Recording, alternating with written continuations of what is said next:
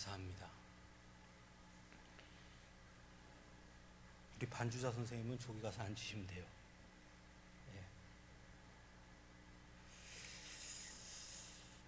구약 성경에서 가장 중요한 사건 중에 하나는 출애굽 사건이라고 할 수 있습니다. 여기에는 세상의 속박과 억압 속에서 매어 살 수밖에 없는 인간의 연약함과 그 인간을 향한 하나님의 끝없는 긍휼하심과 사랑, 또 그 긍휼하심과 사랑으로 하여금 인간의 노력과 힘과는 관계없이 전적인 하나님의 간섭하심과 은혜로 자유와 해방, 구원을 선포하시고 실현하시는 하나님의 그 구원을 애굽 사건을 통해 우리는 만나게 되는 것입니다. 그러므로 출애굽 사건은 구원에 대한 가장 확실한 증거이고, 또한 성경이 말하고 있는 구원이 무엇인지에 대한 매우 실제적인 모습을 보여주는 것이라 할 수 있습니다. 그러므로 출애굽 사건을 단순히 이스라엘 민족이 애굽에서 해방된 사건을 의미하는 것으로 이해하기보다는 출애굽 사건에 담겨 있는 역사에 대한 하나님의 섭리와 인간에 대한 하나님의 사랑과 구원이라는 큰 틀로 볼 수 있어야 하는 것입니다. 또한 이 출애굽 사건을 통해 보여주신 하나님의 통치를 우리는 깨달을 수 있어야 합니다. 오늘 우리가 함께 읽은 출애굽기 1장 8절에서 11절 말씀은 왜 이스라엘 백성들이 애굽에서 노예 생활을 하게 되었는지, 그에 대한 배경과 하나님께서 이스라엘 백성들을 출애굽하게 하신 그 이유가 무엇인지 기록되어 있는, 즉 출애굽 사건의 배경, 선이해의 부분이라고 할 수 있습니다. 먼저 본문에서는 출애굽 사건의 시작을 요셉을 알지 못하는 새 왕이 일어나 애굽을 다스리게 되었다는 데에 초점을 맞추고 있습니다. 이것은 역사적으로 요셉이 총리로 있던 시대에 애굽의 왕조와 지금 현재의 애굽의 왕조가 다른 왕조가 들어섰음을 의미하는 것입니다.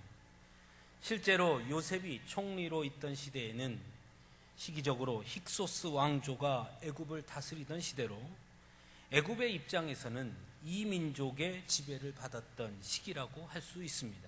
즉 힉소스 왕조는 애굽인들의 왕조가 아니라 외부 세력이 애굽에 들어와 애굽을 지배하고 세운 왕조였다는 것입니다.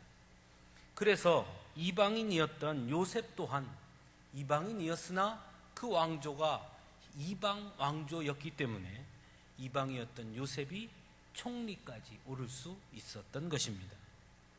하지만 15세기경 흔히 제18왕조라고 불리는 힉소스 왕조를 물리친 애굽의 새 왕조가 들어서면서 국가 정책이 완전히 달라지게 됩니다. 그 이전에 힉소스 왕조의 모든 역사를 치욕적으로 여기고 힉소스 왕조의 흔적을 말살하는 정책을 펴게 된 것입니다. 그도 그럴 것이 애굽인들에게는 이민족의 지배를 받았던 것이니 치욕적이었을 것이고, 그래서 그 모든 흔적을 지워버리려고 했던 것입니다. 또한 힉소스 왕조를 도와서 풍성을 누렸던 요셉의 후손들인 이스라엘 백성들에 대해서도 당연히 좋게 보지 않게 되었습니다. 그러므로 이스라엘 백성들이 애굽인들에게 고난을 당하게 된 그 이면에는 이러한 역사적 배경이 1차적으로 깔려 있다는 것을 우리는 알 수 있습니다. 새롭게 등장한 애굽의 왕조는 힉소스 왕조가 다스리던 기간 동안 누렸던 풍요로움 속에서 번성하게 된 이스라엘 민족을 가리켜 오늘 본문 9절과 10절에서 이 백성 이스라엘 자손이 우리보다 많고 강하도다. 두렵건대 그들이 더 많게 되면 전쟁이 일어날 때에 우리 대적과 합하여 우리와 싸우고 이 땅에서 나갈까 하노라 하며 두려움을 표하고 있습니다. 그래서 감독들을 이스라엘 민족 위에 세우고 무거운 짐을 지워 괴롭게 하여 비돔과 람셋을 건축하는 데 건축 노동자로, 건축 노예로 활용하는 방안을 취하게 된 것입니다. 즉 새롭게 들어선 애굽의 왕은 애굽인들의 치욕적인 역사인 힉소스 왕조의 흔적을 지우고 오히려 애굽인들의 자긍심을 높이기 위하여 이스라엘 백성들의 위협을 과장시키는 한편 힉소스 왕조의 풍요로움을 누렸던 이스라엘 백성들을 핍박함으로 새로운 왕조의 힘을 애굽인들에게 보여주려고 했던 것입니다. 그러므로 이스라엘 민족이 애굽에서 고난을 당하게 된 그 배경에는 이와 같은 매우 정치적인 배경이 있었고, 거기에는 사람과 생명에 대한 존중보다는 사람을 통치를 위한 수단과 힘의 논리로 부리려고 하는 그런 통치 철학이 있었던 것입니다.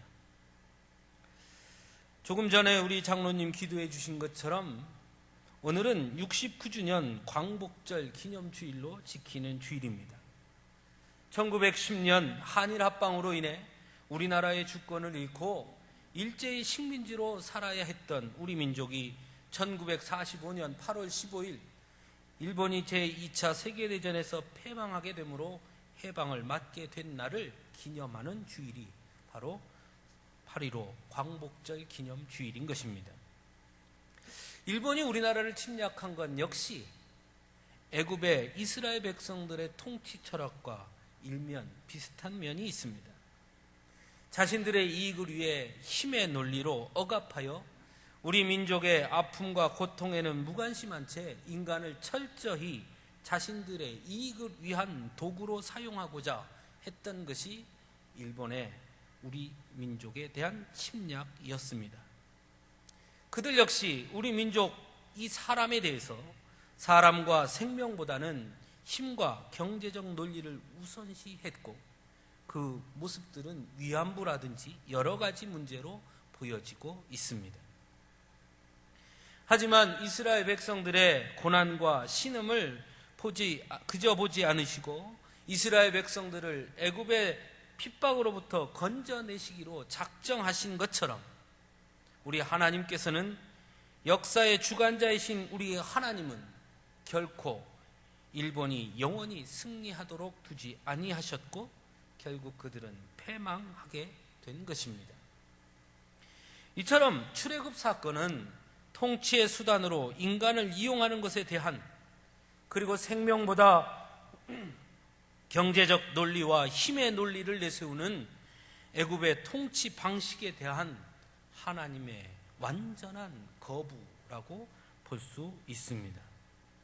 그런 의미에서 출애굽은 단순히 과거의 이스라엘이라는 한 민족에게 일어났던 그들만의 역사나 사건이 아니라 오늘 이 시대를 살아가는 모든 인류에게 하나님의 통치가 무엇인지를 깨닫게 해주는 매우 귀한 사건이라 할 수 있는 것입니다. 오늘 본문에서 하나님은 먼저 경제적 논리와 힘의 논리를 거부하시고 오히려 경제적 논리 앞에 고통당하는 힘의 논리 앞에 무기력할 수밖에 없는, 그래서 애굽의 노예로 전락할 수밖에 없었던 이스라엘 백성들을 가리켜 친히 내 백성이다라고 말씀하고 계십니다. 여기서 우리가 함께 생각할 것은 하나님께서 이스라엘 백성들을 하나님의 백성, 곧 내 백성이라 부르신 것에 대한 의미입니다. 어떤 분들은 이스라엘 백성들은 하나님께서 택하신 민족이니 그들이 그런 고통당하는 것을 그저 보지 아니하셨고 그래서 그들을 건져주신 것이 아니냐, 이렇게 하나의 특별한 민족에 관한 문제로 보는 분도 있기 때문입니다. 하지만 성경을 자세히 들여다보면 조금 다른 맥락이 보입니다. 우리가 잘 아는 대로 하나님은 처음 아브라함을 부르십니다. 그리고 아브라함에게 놀라운 축복을 약속하십니다. 그리고 그 축복은 이삭에게 이어졌고 그리고 야곱에게 이어지고 결국 야곱의 자손들은 애굽에 정착하게 됩니다. 하지만 우리가 잘 아는 것처럼 야곱의 자손들이 애굽에 정착했을 때까지도 그들은 민족이라고 부르기에는 너무나 미약한 존재들이었습니다. 불과 80여 명 되는 무리였습니다. 오히려 애굽에서 그들은 민족의 기틀을 갖추었다고 할 수 있습니다. 그러므로 하나님께서 이스라엘 민족을 택했다기보다는 더 정확하게 말하면 아브라함의 자손을 하나님께서 택한 것입니다. 왜냐하면 아브라함과 언약을 맺었기 때문입니다. 그래서 신명기 7장 6절에서 8절 말씀에 여호와께서 지상 만민 중에서 너를 자기 기업의 백성으로 택하셨나니 여호와께서 너희를 택하심은 너희가 다른 민족보다 수요가 많기 때문이 아니라 너희는 오히려 모든 민족 중에 가장 적으니라. 여호와께서 다만 너희를 사랑하심으로 말미암아 또는 너희의 조상들에게 하신 맹세를 지키려 하심으로 말미암아 자기의 권능의 손으로 너희를 인도하여 내시고 너희를 그 종되었던 집에서 애굽 왕 바로의 손에서 속량하셨다라고 말씀하고 있습니다. 즉 애굽에서 고통당하는 이스라엘 백성들을 가리켜 내 백성이다 라고 말씀하신 것은 이스라엘 백성이기 때문에 내 백성이다 하신 것이 아니라 세상의 논리와 힘의 논리가 아닌 긍휼과 사랑, 언약과 은혜의 논리로 이 땅의 인간들을 바라보시고 오히려 힘 있는 자들, 부유한 자들이 아닌 그들로 인해 고통당하며 신음하며 핍박받는 자들의 하나님이심을 증거하고 있는 것이라 보는 것이 옳다 할 수 있습니다. 또한 본문 3장 7절로 12절 말씀에는 고통당하는 이들의 고통을 분명히 보고 부르짖음을 듣고 그 근심을 알며 그들의 부르짖음이 내게 달렸다라고 말씀하고 있습니다. 그리고는 직접 내가 내려가서 그들과 함께 하시겠다 말씀하십니다. 우리가 잘 알고 있듯이 예수님 역시 마태복음 25장 40절을 통해 내가 줄일 때에 먹을 것을 주었고 목마를 때에 마시게 하였고 나그네 되었을 때에 영접하였고 헐벗었을 때에 옷을 입혔고 병들었을 때에 돌보았고 옥에 갇혔을 때 와서 보았다라고 말씀합니다. 그러자 언제 우리가 주님에게 그렇게 했습니까? 하고 묻는 이들에게 너희가 내 형제 중에 지극히 작은 자 하나에게 한 것이 곧 내게 한 것이니라 말씀하시므로 가난한 자, 핍박받는 자, 연약한 자, 옥에 갇힌 자들을 향한 하나님의 시선이 거기에 머물러 있음을 말씀하고 있습니다.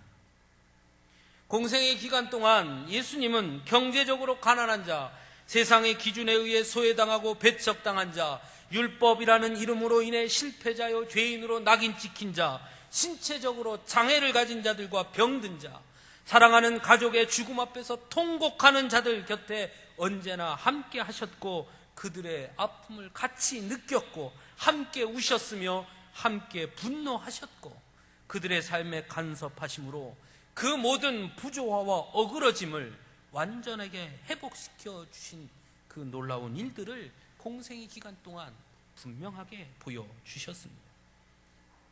또한 누가복음 4장 18절에서는 이사야 61장 1절 말씀을 인용하시면서 주 여호와의 영이 내게 임하셨으니 이는 가난한 자에게 복음을 전하게 하시려고 내게 기름을 부으시고 나를 보내사 포로된 자에게 자유를 눈먼 자에게 다시 보게 함을 전파하며 눌린 자를 자유롭게 하고 주의 은혜의 해를 전파하게 하려 하심이라 말씀하시므로 예수님 역시 가난한 자와 핍박받는 자들을 위해 이 땅에 오셨음을 분명하게 말씀하고 있습니다. 즉 예수님 또한 힘의 논리나 이익 중심을 앞세워 사람을 도구로 사용하는 것에 대해 완전히 거부하시고 사람이 먼저 생명이 먼저라는 것을 분명하게 말씀하고 있는 것입니다. 그래서 예수님은 이 땅에 내가 온 것은 생명을 살리기 위함이라 분명하게 말씀하셨습니다. 그럼에도 불구하고 오늘날 이 사회의 모습은 어쩌합니까? 여전히 사람 중심, 생명 중심이 아닌 힘의 논리를 앞세운 물질 중심, 이익 중심의 틀이 가득한 것이 오늘 이 세상의 모습이 아닌가 생각해 보게 됩니다. 여전히 국가 이기주의나 극단적 민족주의를 지향하는 세력들과 힘의 논리로 모든 것을 해결하려고 하는 이들을 통해 가난하다는 이유만으로, 힘이 미약하다는 이유만으로, 자신들에게 이익이 된다는 이유로 사람으로 누려야 할 최소한의 인권이, 삶이 무시되거나 쉽게 훼손되고 있는 것이 오늘날 우리 이 세계의 모습인 것입니다. 팔레스타인에 대한 이스라엘의 폭격이나 이라크와 아프가니스탄에 대한 미국의 침공 등이 대표적인 모습이라 할 수 있을 것입니다. 또한 요즘 우리나라에 문제가 되고 있는 일본의 집단적 자유권 문제나 미국의 MD의 편입 문제 역시도 철저한 힘의 논리와 자본의 논리의 틀에서 벌어지는 일이라 할 수 있을 것입니다. 거기에는 인간에 대한 존중과 생명에 대한 존중이 사라지고 없습니다. 더 나아가 이러한 현상은 국가와 국가 간의 모습, 민족과 민족 간의 모습을 떠나 이제는 한 사회 속에서도 집단과 집단 사이에 경제적 이익이라는 틀 안에서 너무나 쉽게 벌어지고 있다는 것입니다. 경제적 1%만을 위한 사회로 빠르게 변화하므로 대기업들의 횡포는 극에 달해 골목시장이 붕괴되고 중소기업들이 도산하고 있습니다. 경제적 빈곤층들은 점차 증가하고 있고 1%에 들지 못하는 사람들은 마치 패배자 취급을 당하는 사회 구조의 모습이 고착되어 가고 있습니다. 밀양 송전탑 문제나 용산 사태, 그리고 지난 4월 일어난 세월호 참사 역시 결국에는 사람보다 생명보다 경제적 이익만을 추구하다가 일어난 사건이라고 할 수 있을 것입니다. 개인과 개인들 사이는 어떻습니까? 이건 역시 마찬가지입니다. 자신의 집값이 떨어진다는 이유로 사회복지시설이 들어서는 것을 막는다든지, 내 자녀가 가난한 집안의 아이들과 같은 학교에 다니는 것을 반대해서 한 아파트 단지에도 벽을 세우는 일들이 벌어지고 있습니다. 모두가 이익만을 추구하고 있기 때문입니다. 그래서 우리 사회에도 구석구석 고통당하는 자들의 신음소리가 가득합니다. 쌍용 자동차 노동자들의 아픔은 여전하고 밀양 할머니들의 신음이 여전합니다. 세월호 유가족들의 눈물 또한 여전히 마르지 않고 있습니다. 그럼에도 불구하고 세상은 경제 논리를 내세워 이제 그만이라고 말합니다. 그 아픔과 고통에 동참하는 것을 부담스러워합니다. 이제는 힘의 논리로 그들을 또 한 번 찍어 누르려고 합니다. 이것이 세상의 방식입니다. 하지만 하나님은 그들이 나의 백성이라고 분명히 말씀하십니다. 그들의 눈물과 고통의 신음소리를 내가 들었다라고 말씀하십니다.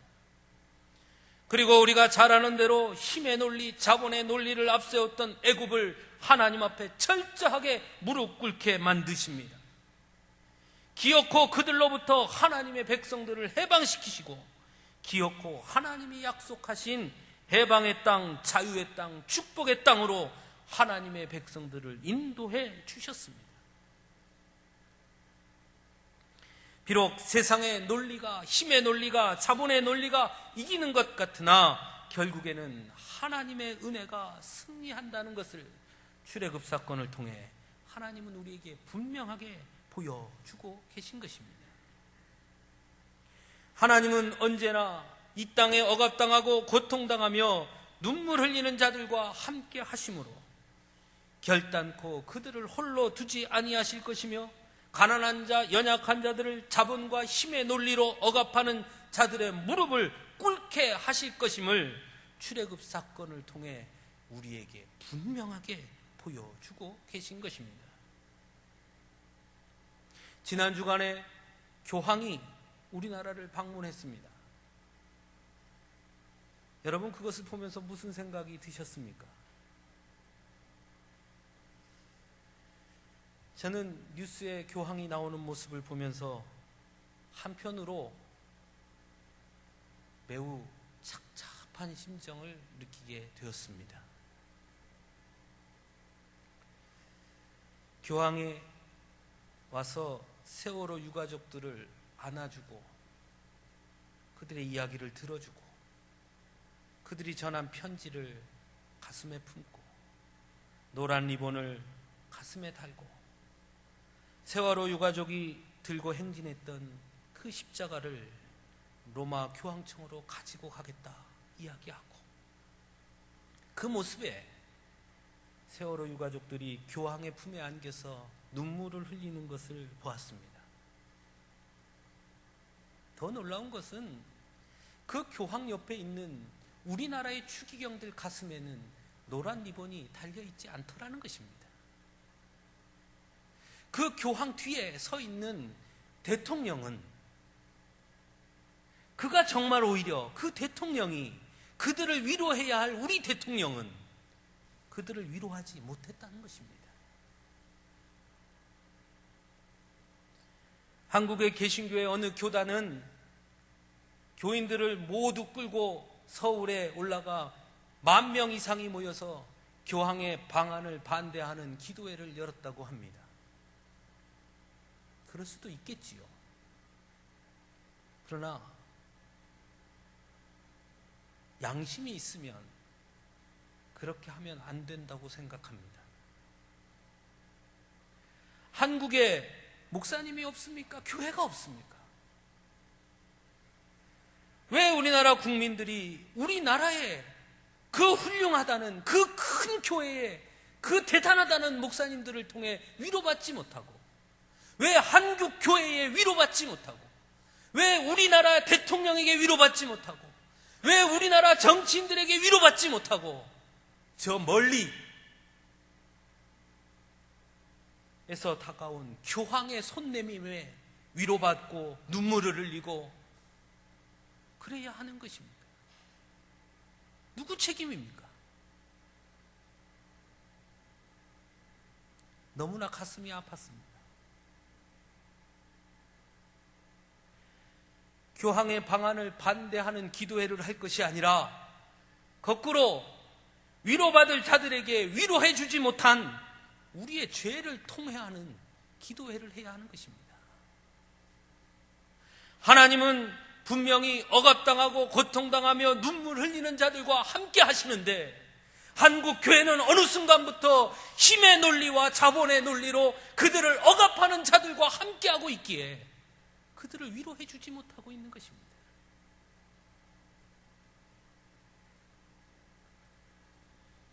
사랑하는 성도 여러분, 우리는 무엇을 바라보고 삽니까? 우리 역시도 지금 현재 우리는 너무나 가난하고 힘이 없고 연약한 자들임에도 불구하고 여전히 힘의 논리와 자본의 논리를 따라가고 있지는 않습니다. 사랑하는 성도 여러분, 분명히 깨달아야 합니다.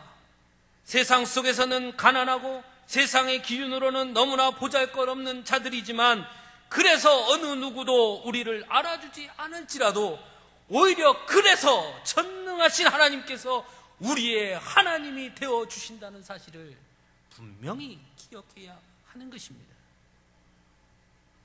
비록 가난하고 힘이 없다고 세상에서 우리를 우습게 본다고 하더라도 그래서 우리는 낙심하지 말아야 합니다. 아무도 내 마음을 나의 아픔을 몰라준다고 외로워하지도 말아야 합니다. 왜냐하면 하나님이 우리 곁에 계시기 때문입니다. 하나님은 언제나 우리의 삶에 간섭하심으로 우리를 둘러싸고 있는 모든 힘의 논리와 자본의 논리를 해체시키시고 오직 사랑과 긍휼의 은혜로 해방의 은혜를 우리에게 베풀어 주실 것이고 결국에는 우리가 승리하게 될 것임을 분명하게 말씀해 주고 있습니다. 사랑하는 성도 여러분, 힘이 드십니까? 여러분은 지금 무엇을 보고 사십니까? 이제 적어도 하나님의 백성된 자라는 것, 하나님의 자녀라는 것을 안다면 우리들은 결코 자본의 논리 앞에, 힘의 논리 앞에 굴복해서는 안 될 것입니다. 당당하게 힘의 노예로, 자본의 노예로 서는 것을 과감하게 거부할 수 있어야 합니다. 사람과 생명이 먼저라는 것을 잊지 말아야 합니다. 하나님은 한 사람 한 생명을 위해 이 땅에 독생자 예수 그리스도를 보내주셨고 십자가에 죽으셨음을 분명히 기억해야 합니다. 사람보다 돈이 먼저일 수 없습니다. 사람보다 경제가 먼저일 수 없습니다. 사람보다 힘이 먼저일 수 없습니다. 사람보다 그 무엇을 먼저 앞세우는 모든 논리를 우리는 과감하게 거부할 수 있어야 합니다. 우리는 오직 하나님을 바라보며 살아야 합니다. 하나님은 한 사람 한 생명을 너무 귀하게 여기시는 분이십니다. 예수님은 마태복음 10장 42절에서 또 누구든지 제자의 이름으로 작은 자 중 하나에게 냉수 한 그릇이라도 주는 자는 내가 진실로 너희에게 이르노니 그 사람이 결탄코 상을 잃지 아니하리라 말씀하셨습니다. 우리가 있어야 할 자리가 거기입니다. 자본과 세상의 힘이 아닌 하나님의 사랑과 은혜, 긍휼하심을 바라보며 우리를 백성으로 삼으신 하나님의 부르심과 인도하심에 순종하고 그 길을 따라가는 것, 그것이 바로 우리가 있어야 할 자리, 우리가 나아가야 할 방향이라고 할 수 있습니다. 사랑하는 성도 여러분, 우리는 하나님의 자녀들입니다. 왜 우리가 세상의 힘에, 세상의 자본 앞에 무너지고 굴복하게 됩니까? 하나님의 백성임을 깨닫지 못하기 때문입니다. 세상은 하나님의 사랑과 긍휼이 없기에 돈으로, 세상의 힘으로 살려고 애씁니다. 하지만 적어도 하나님의 백성들인 우리는 돈의 힘으로, 세상의 권력의 힘으로 사는 자들이 아니라 하나님의 은혜와 긍휼, 하나님의 사랑의 힘으로 사는 자들이 되어야 하지 않겠습니까? 그러므로 돈보다 하나님의 사랑과 은혜, 세상의 힘보다 하나님이 그토록 사랑하시는 한 사람, 한 생명을 가슴에 품고 사는 여러분들이 될 수 있기를 간절히 바랍니다. 그것이 8.15 광복절 기념주의를 맞이해 우리에게 주신 또 다른 하나님의 해방의 은혜인 줄로 믿습니다. 함께 기도하겠습니다.